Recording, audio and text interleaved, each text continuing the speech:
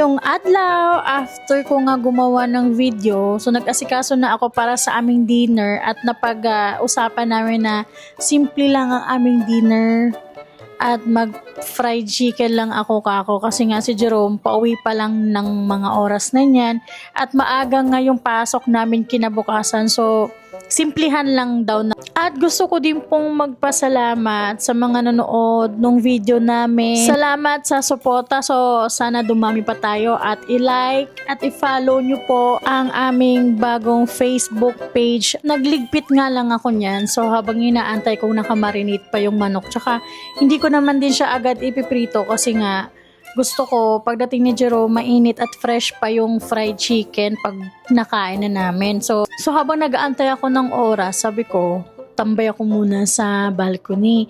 So since hindi naman masyadong mainit niyan, may araw pero malamig, so hindi na nanapak yung init niyan, so okay lang tumambay sa labas. So wala lang, nagmuni-muni lang muna ako.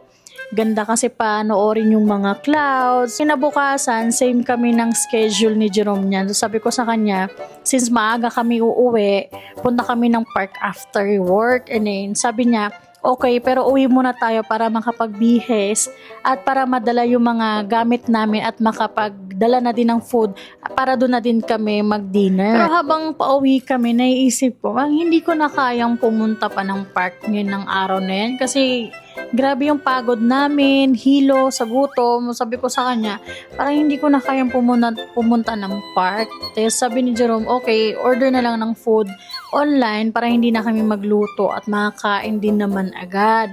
So after ng mga ilang minutes din naman na nakauwi kami, dumating din naman kaagad yung pagkain na in-order nga namin online. Sabi ko nga sa kanya, dumating na yung pagkain, magvi-video ako ha. So sabi niya, okay, sige, tingnan niyo kung anong ginawa niya habang nagvi-video ako. Tingnan niyo kung paano magbukas ng pagkain. Galing, di ba? Tapos siya pa nakaisip na mga ganyan na effects ko no sa kamay. So, yun, parang nahilo ako sa ginagawa niya na ganyan. Hindi nga kami natuloy sa park. So, habang kumakain kami, sabi ni Jerome, tambay kami sa balcony, tas mag-ice cream. Pero hindi naman din namin nagawa kasi after namin kumain, nagpahinga lang saglit, nakatulog kami sa pagod.